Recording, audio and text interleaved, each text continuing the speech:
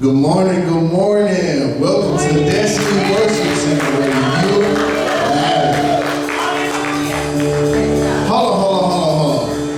I know it ain't too many much of us here, but I know we can do it. We can give a little bit more energy to that. That's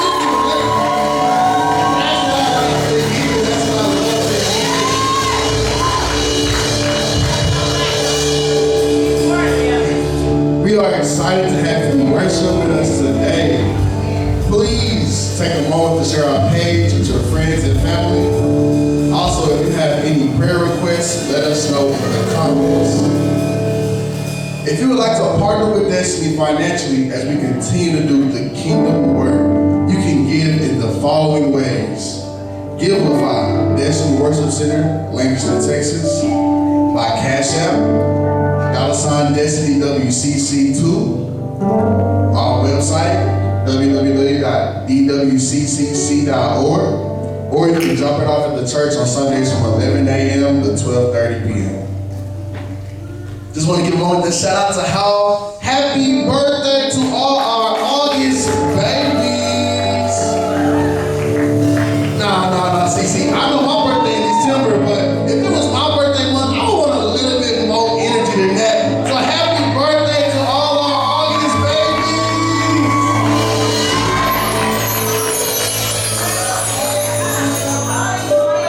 And while we love this energy, while we have this energy, we want to give a special shout out to all our August anniversaries. I can get a little bit more than that. I'm kind of a little older than that. Give me a little bit more energy than that. That's all right. Enjoy it.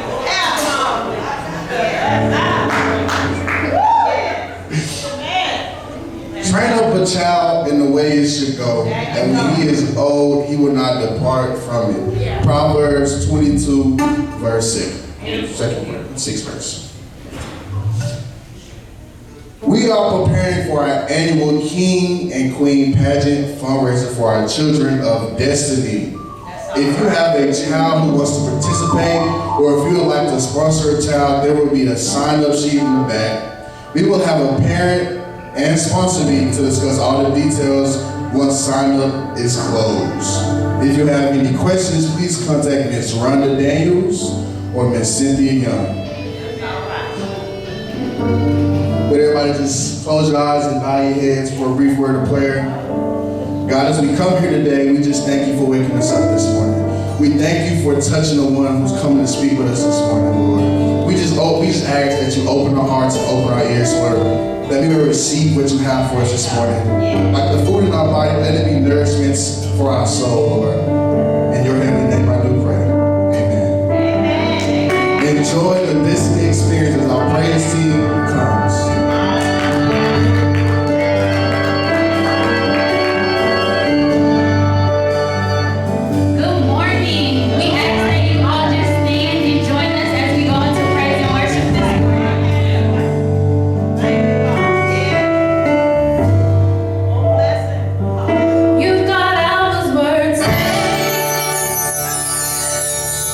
So you came and changed my life.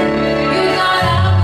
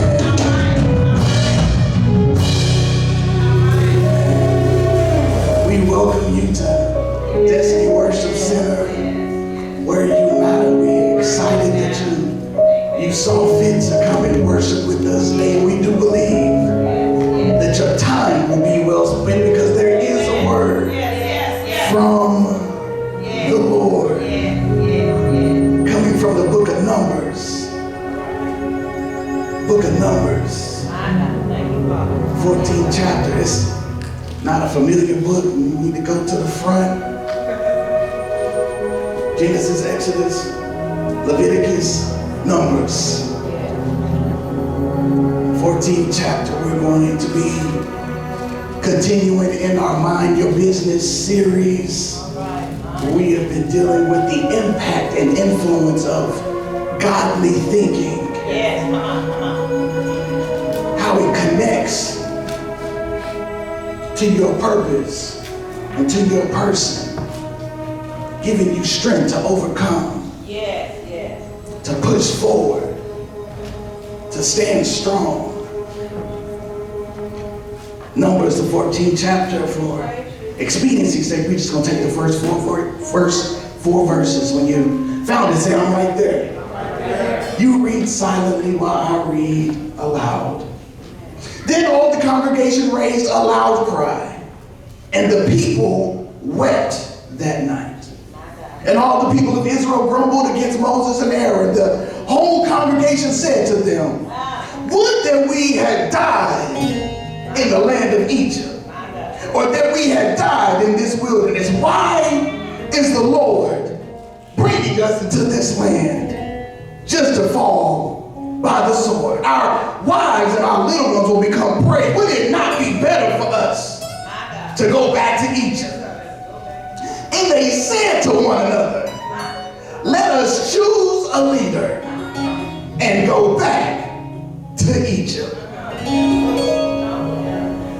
Congregation cried all night,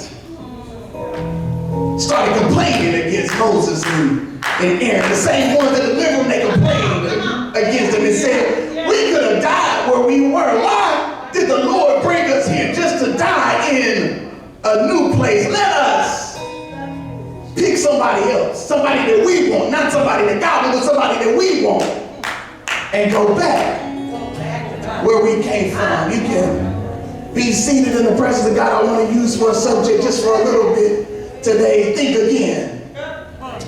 Think again. I know you had an original thought, but think again. Think again. And so as the curtains open up on this particular text, we find a people in the middle of a good cry. But like any good parent, if you've had kids, been around kids, you know that all tears aren't created equal. And so sometimes the tears may be falling, but they don't really tell the whole story. And so you got to understand not only who's crying, but where the tears are coming from. And so these particular tears are coming from the children of Israel, the same Israel that back in the book of Exodus cried out again, but they cried out because they were asking to be delivered from Egypt, from slavery, from the hand of Pharaoh, who was oppressing them and killing their sons, and who was afraid of who they were and was trying to stagnate who they would be. So they cried out, God, help us. And the text says back in Exodus that God heard their cry. Before I go on, I need to put a pause on purpose for your purpose and say that sometimes when it seems like God hasn't answered your prayers, try crying. Okay, put it this way. My kids call me constantly. Daddy, daddy, daddy, daddy, daddy, daddy, daddy, daddy here, daddy there, pops, papa. That my kids are always calling my name. And if you've ever been around kids, you know most of the time when they call you, they don't even really want nothing. They just calling you. It's almost time for school to start. Jesus be Monday at 7:30 a.m. so they can go back to school, because all they call for is, Daddy, I want a snack. I'm so snacked out right now, I don't know what to do. I don't have a snack left in me. Daddy, can I have a snack? No, we don't have no more snacks. So you know that sometimes when kids call you, they don't want nothing. But it's when my kids cry that it triggers a different response. And it's not that their petition doesn't get answered, but a plea is quicker to get my attention. And so after 400 years and working day and night, the children of Israel said, we're tired of being strong, and God, we need you to help us. And what this pandemic has created, more than panic, more than fear, more than overrun hospital, is weak, strong people. I figured it wasn't going to say nothing there, because you are the weak, strong people. You so strong that you don't know how to cry. You so proud that you don't know how to cry. You figure stuff out your whole life to where you don't know. I don't have time to cry. I'm a single mom. I got to make it happen. I'm a dad with 2 jobs. I got to make it happen. The pandemic created weak, strong people that even though I want to cry, it's not that I can't. Said I won't. Yeah. But the Bible says that God is so much God in Revelations that he will wipe away every tear. So when it seems like you can't get his ear, sometimes a cry will break his hand. And so in this season, to all my weak, strong people, I know you've been praying, but sometimes just try to cry. And so these people, after 400 years, they cried. The text says that God heard them. And so back in Exodus 3, it says that God calls Moses. Now, I've seen my fair share of superhero movies. I like Marvel, I like the Avengers. And typically, they look mild-mannered. Typically, they look like ain't nothing special about them, but really, they got super strength and super speed. Some of them turn into Hulk, some of them got super accuracy, but there's something special. I may not look like it, but there's something special about me. And yet when the Israelites cried out, God didn't send none of that. He sent Moses, who was just a shepherd. And I would have been excited if he was a shepherd like David, with a sling and a rock, but he didn't even have a sling or a rock. He was just a shepherd. Nothing special about him, just a shepherd. Matter of fact, he was a fugitive shepherd because he was in Egypt and now on the run. And so I'm just on the side of a mountain. Ain't even really nothing special about me, so catch it. Moses was called by God, but he wasn't confident in God. Not because of God, but because of himself. Because I'm just a shepherd. Have you ever felt so inadequate, so unworthy, because you knew I'm just a kid from the south side of Dallas. I'm just a high school grad. I don't even have a college degree. I'm just a product of a single parent home. I'm just a mistake. I'm just a failure. I'm just a nobody. I'm just me. And so because I know I'm just me, why would you want to call just me? How could you use just me? How can anything good come from just me? Moses said, I hear what you're saying, but I don't speak well. Matter of fact, my tongue moves slow. It's not even the fact that my words don't come out good. My tongue don't even move good. How could you use me? So he was talking to God from his insecurities, his doubts, his fear. But instead of giving him confidence, God gave him a crutch. Well, watch this. In other words, sometimes, not all the time, but sometimes, it's hard to answer your call. Yet not because I don't know God, but because I know me. And so we just want confidence from God that what you're calling me to do is actually going to happen. We just want the confidence from God to say, you're making the right choice. I just need to feel confident that you calling me wasn't a mistake. But God does not give assurances. He gives insurance. Okay, you missed the difference. Assurance says, I can be certain that something will happen, that it will work, that it will be great, and I'm confident because I'm assured of it. Insurance says, if it doesn't happen, if it does go wrong, if it does break, if it doesn't work, I'm good because I'm covered. You missed it. Assurance allows you to be confident in you. Insurance makes you be confident in God. And there are some people, not everybody, but some people, you've been wanting to be assured by God, and God is saying, I'm not going to assure you that everything's going to happen right because I know you and you know you. But what I can do, because I'm so much God, is give you insurance that if it doesn't go the way you expect it to, you still covered. And not only are you covered, but I'm going to take care of what happened, and I'm going to take care of you. See, that's why I used to be confused when Paul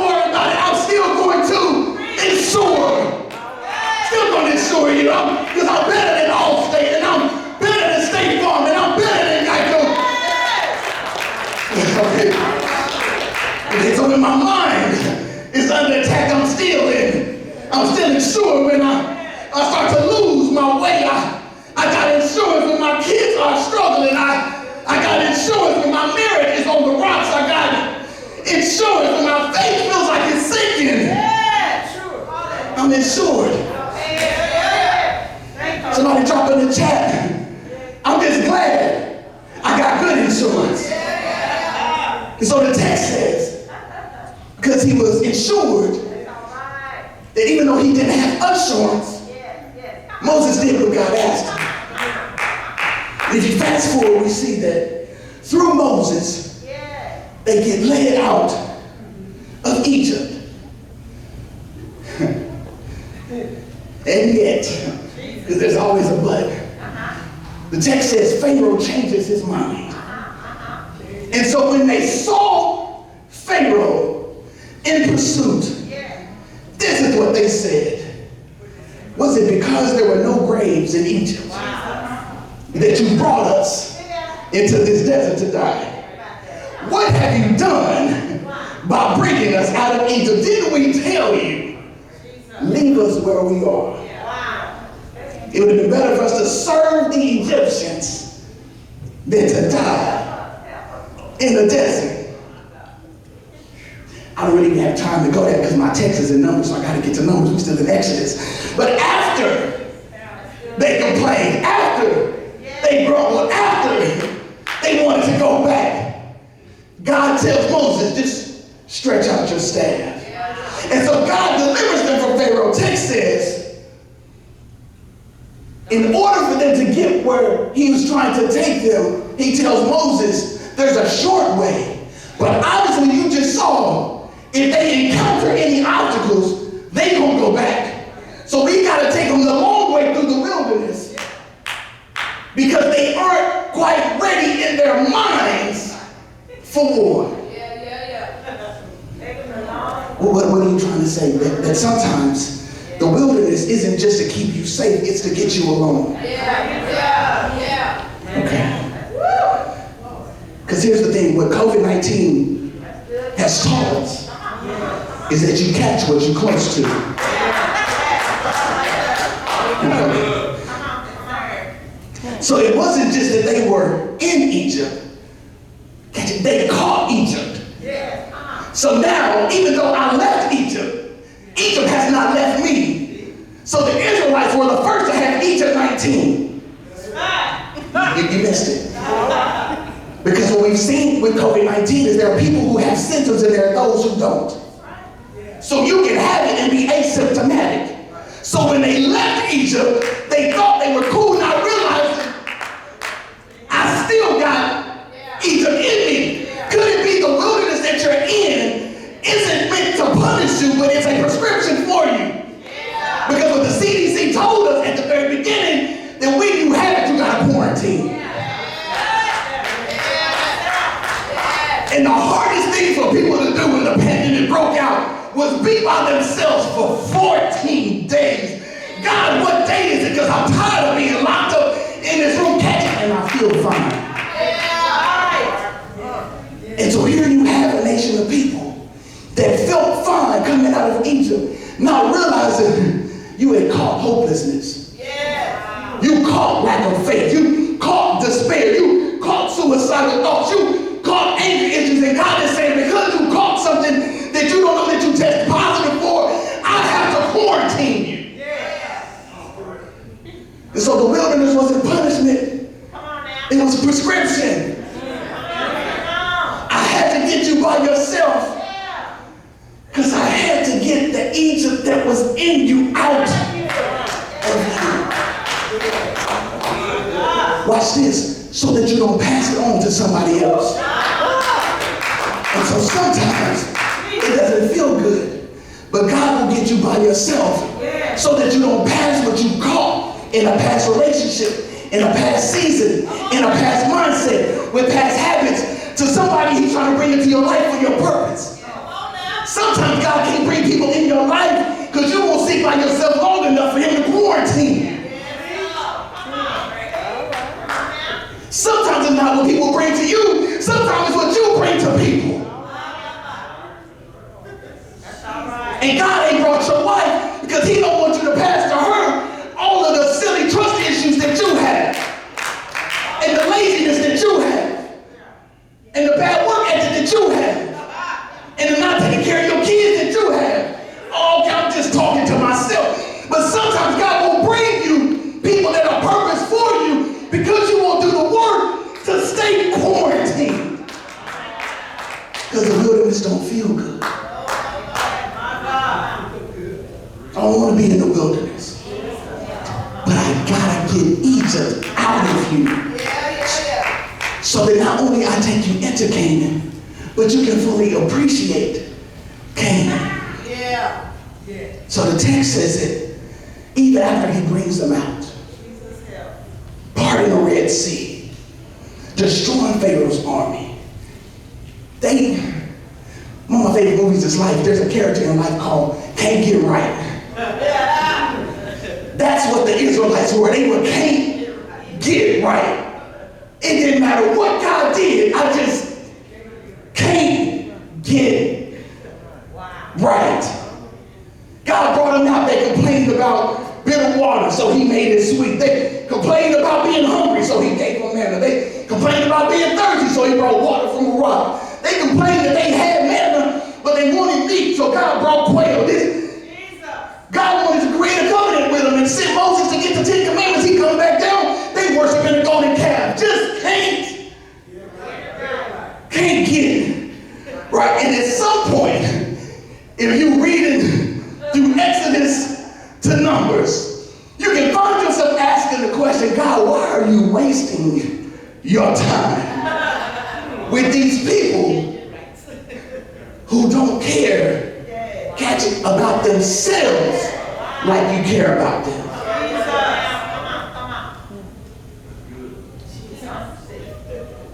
At some point you find yourself asking God, why do you keep trying? Well, what's the point? Because every time you do something for their good, they find a way to have a perspective to say, we would have been better where we were. I need to tell somebody it's not faith apathy, it's faith atrophy. Okay. The fight in your mind is not lost to apathy, it's lost to atrophy. In other words, it's not that I don't care to have faith, it's that I forgot how to have faith. Okay. Got to take a step back, to take a step forward. You got to understand what atrophy is. It's defined as muscle, tissue, or organs wasting away gradually in effectiveness or vigor due to underuse or neglect.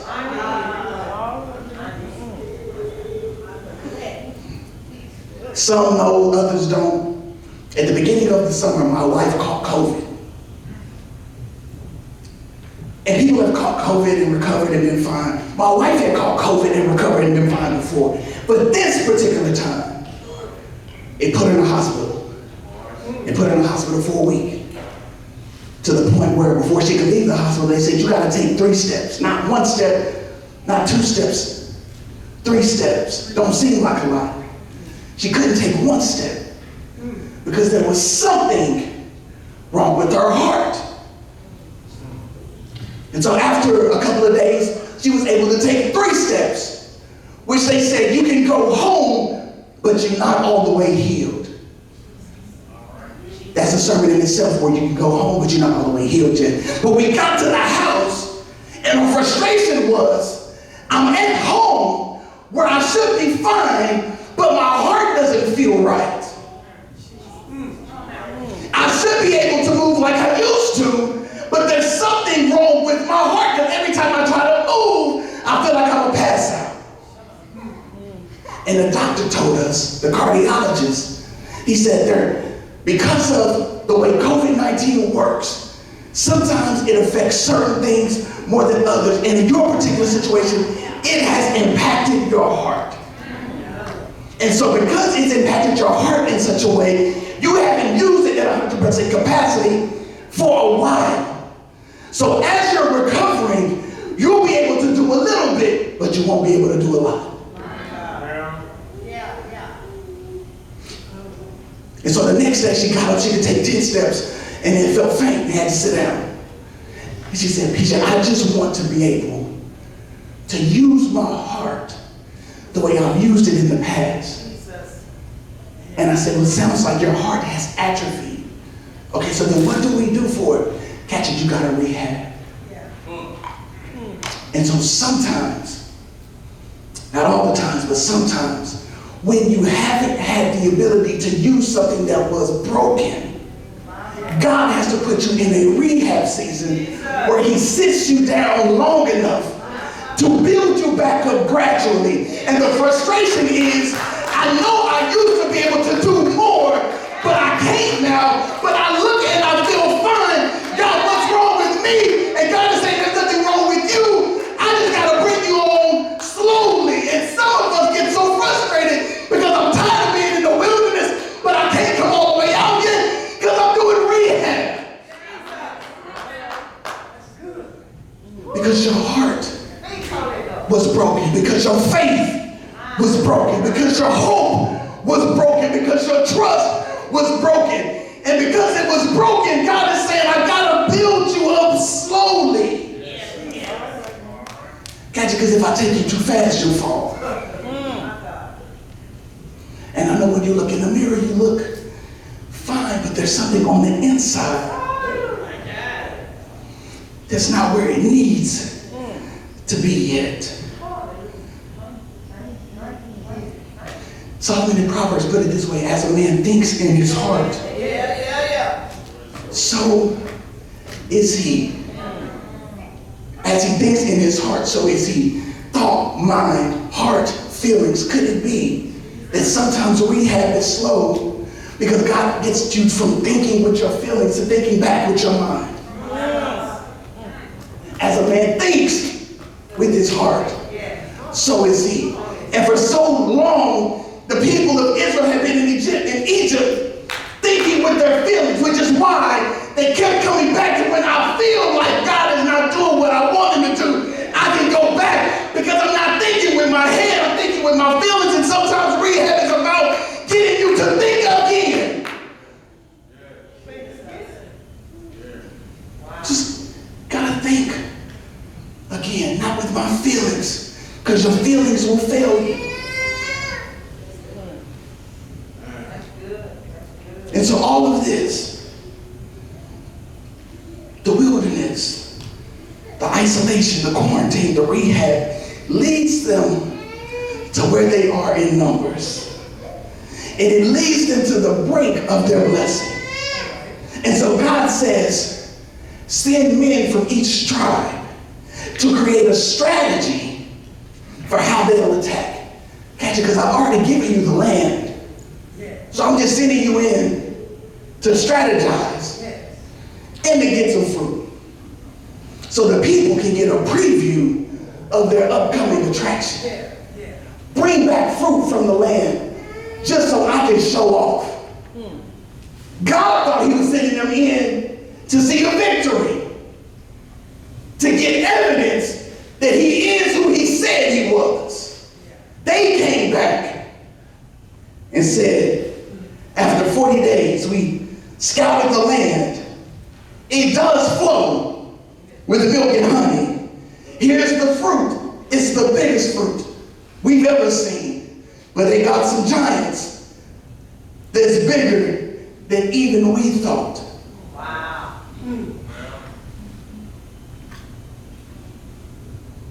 The issue wasn't with the promise. The issue was with their perspective. The text says that their report matches God's promise. What God said was true. It flows with milk and honey. The fruit is what he said it was. Catch it, but we aren't who he thinks we are. My God. Could it be that your promised land is being held up, not of God's promise, but your own perspective? It's not even that the door is closed, the door is open. I just don't think I'm worthy of walking into it. And sometimes promises get held up, not because God ain't moved, but because I won't move. Because what happens if I walk through the door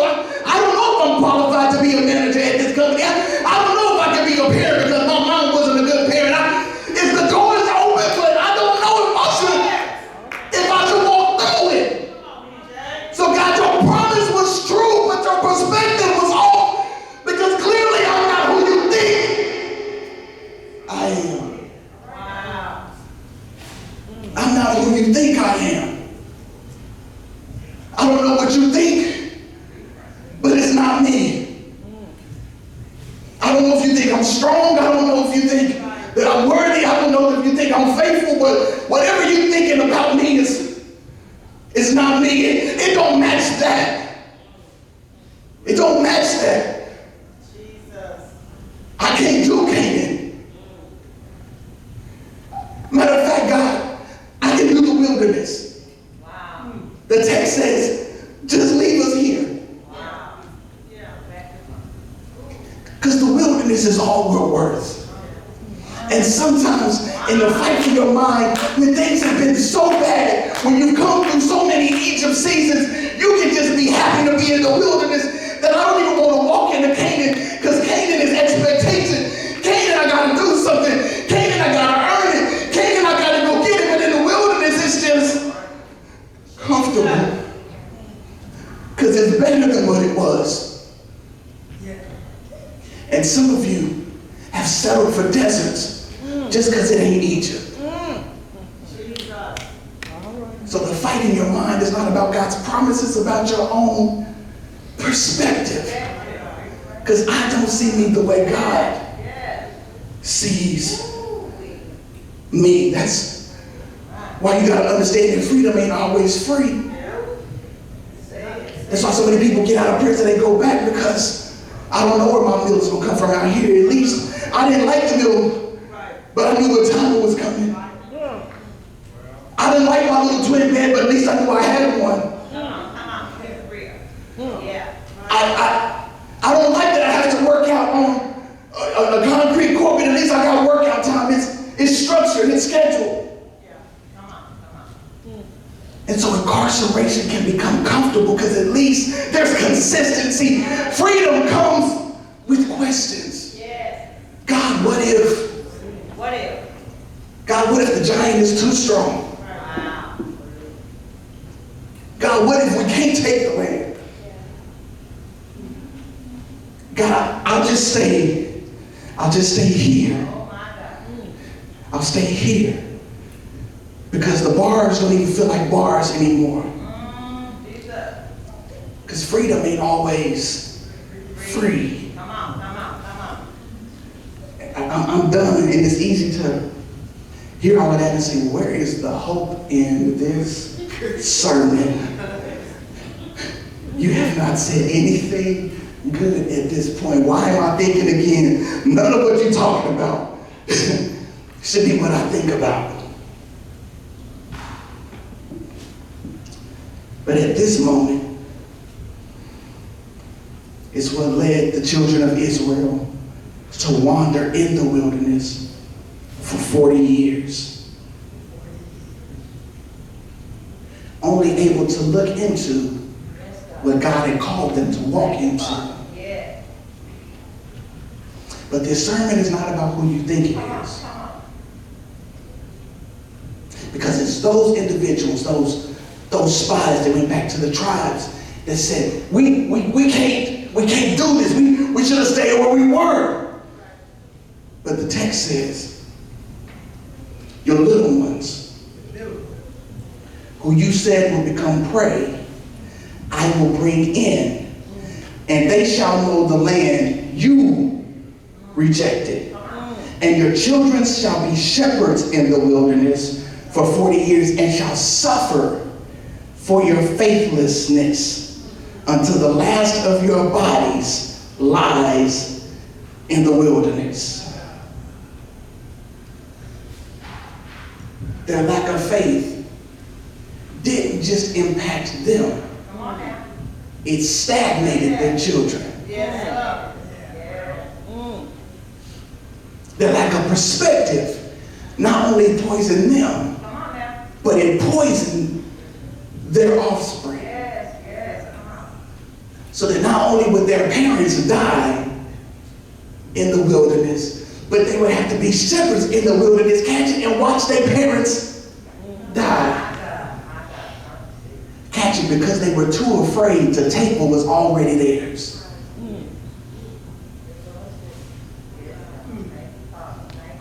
There's a term in rehabilitation called muscle memory. Muscle memory. It's defined as the ability to reproduce a particular movement without conscious thought, acquired as a result of frequent repetition of that movement. In other words, it's what you're able to do without knowing you're doing it because you've done it so many times. Okay. As slaves, they didn't have to think for themselves. Pharaoh thought for them. And so when they were freed, their minds had atrophied because they hadn't used their minds. They had been controlled by their hearts, which is why they kept wanting to go back to Egypt. So their feelings began to dictate their thinking. I need you to walk with me. So their parents wouldn't walk because their feet were connected to their lack of faith. They thought they could move in a miracle, but they didn't have faith for the fight. And so the children were sentenced to the wilderness, catch it, because freedom ain't free. Could it be that the death you are experiencing, the loneliness you are experiencing, the frustration you are experiencing, the anger you're experiencing is because you asked for it? It's in the text. The text says, would that we had died in the land of Egypt, or that we died in this wilderness. When you don't think again and you allow your feelings to speak instead of your faith, God will give you what you ask for. God, I don't deserve a man because every time I try to get a man, they out here and they tripping. Okay, cool, since that's how you feel, you won't get a man. God, there is no way I can afford a house in this market with these prices. I might as well just get comfortable in this apartment. Cool, since you're so comfortable, stay in the apartment. God, my kids ain't gonna never have good sense. They always running around here acting crazy, doing crazy stuff, okay, cool, then your kids will always be crazy. Could it be the life that you are living is the one that you asked for? Because you didn't have the faith to think again. What do you mean when you keep saying, think again? Okay, let me put it this way. They had to walk in the wilderness for 40 years, which meant they had to walk in circles, frequent motion, doing the same thing repetitiously over and over. Catch it, where they were close enough to see what they were supposed to have, but far enough to know that I still can't have it. So what do you do when you're in a season of life where all your mistakes and your worst moments and your failures seem to be on a loop in your mind? Let me set it up this way. When I was a kid, I would get whoopings. And there was two phrases that would come out of these whoopings that used to frustrate and annoy me to no end. The first of which was, stop crying before I give you something to cry about. I'm sorry, Mama, but I'm crying because you already gave me something to cry about, so I don't understand that statement. I'm crying for a reason. The second one was, go to your room and think about what you just did. I'm sorry, I don't want to think about what I just did, because what I just did got me the whooping that I'm crying about, that you told me I shouldn't be crying about, but I'm crying because you whooped me. Whoopings were so confusing as a kid, and it's not until you become an adult and say those same things. Cuss! But if I give you something to cry about, catch it, because like I said in the beginning, all tears aren't created equal. And so you're crying not because you feel bad, you're crying because you got caught. You're crying because of the fact that you got a whooping. You're not crying because you really want to change. And so your parents put you in isolation, catch it, which is really incubating, because they want to develop something in you that you should have had before you went in there in the first place. They wanted you to think again. Because if you don't think again, you're going to be back in the same room, crying the same tears. Catch it, because you didn't learn the first time. Could it be that he had them walking around in circles for 40 years, watching people die? Because at the beginning they were frustrated, saying, God, why wouldn't God just let us go in? Why would God be so mean and cruel to my parents? And all the while they looking at a promised land and looking at these graves saying, well, had they had faith,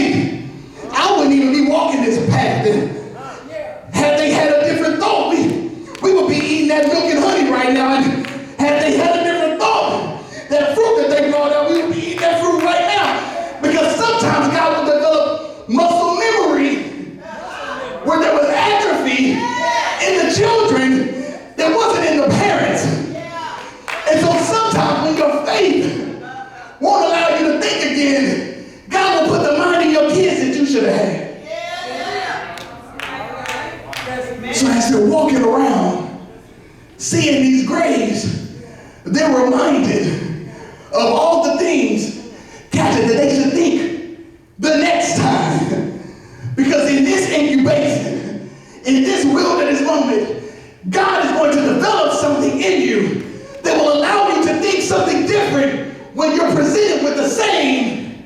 Okay, that's how they can see this and say, how could they doubt God? Was the Red Sea not enough? Was the manna not good enough for them? Was all the times he provided water out of rocks, was it not good enough? Matter of fact, my grandma will put it a different way. When I think of the goodness of Jesus and all that he's done for me, I know what circumstances look like, but my soul cries, hallelujah. When I think that there are weapons that we fight with, and it's not the weapons that the world fights with. On the contrary, they have divine power to demolish strongholds. We demolish every thought and argument and pretension that sets itself up, catching against the knowledge, the thought of God, and we take captive thoughts, make them obedient. Set your mind on things above it, not on the things of this earth. They started to think again. I know I had an original thought that would have said I shouldn't be grateful and I shouldn't be faithful and I should be upset that I'm in this wilderness, but then I thought again. Sometimes, and I'm done, but sometimes we can cry out after we've prayed, because I'm just ready to get God's attention. I know I'm supposed to pray, but it don't seem like the prayers is working. And so because I know God is a good father, when I cry, I'm going to get his attention. But we also know that sometimes when we cry, we ain't really crying for the right reasons. And those tears don't really need to change hearts and change minds and change behaviors. And so we find ourselves complaining in the face of miracles, complaining in the face of provision, complaining when God has been good, complaining when he's made a way, complaining when he gave you a job, complaining when you got food in the fridge, complaining when you still got gas when it's $4 a gallon, complaining. So God gets to the point where it's like, because your faith has atrophied so greatly, gotta put you in the wilderness, because I gotta quarantine you to get all of the Egypt out of you. Because if you take Egypt into Canaan, it no longer is Canaan, it's just Egypt Junior. And because I love you so much, I'm not gonna allow you to infect your purpose with what you currently possess. So I'm not going to bring good people into your life because you're not ready for them yet. I'm not going to bring a good job into your life because you're not ready for it yet. I'm not going to bring that relationship into your life because you're not ready for it yet. I want you to have it, but if I give it to you now, you'll infect it. So I got to isolate and quarantine you in the wilderness. But it's not to keep you there. It's just to get you to think again. God, I thank you. I thank you for your word. I pray right now that you would give us minds to think again. That sometimes life has a way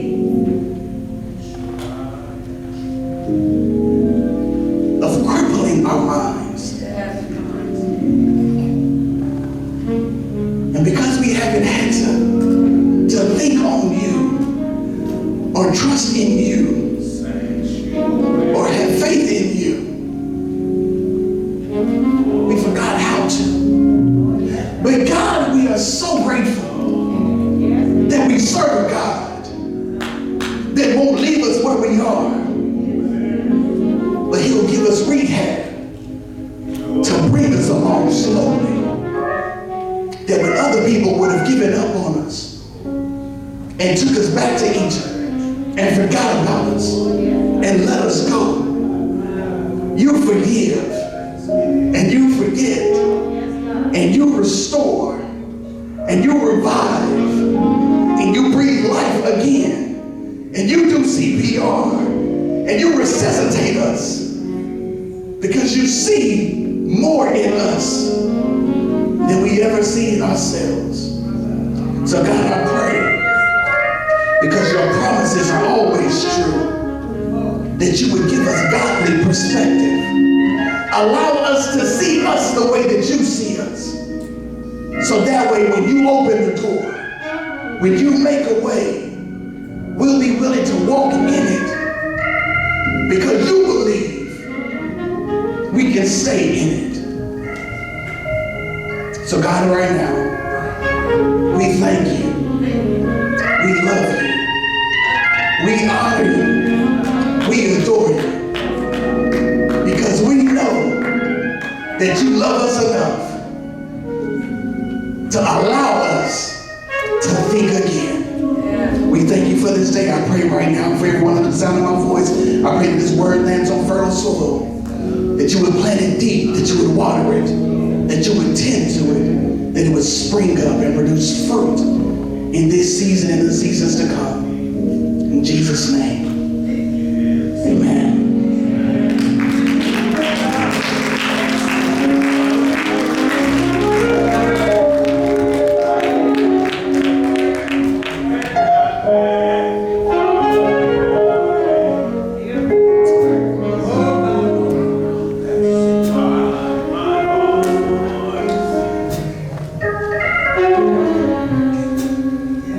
For 2 minutes, I need you to allow me, on the heels of that sermon, I need you to allow me to be your insurance agent.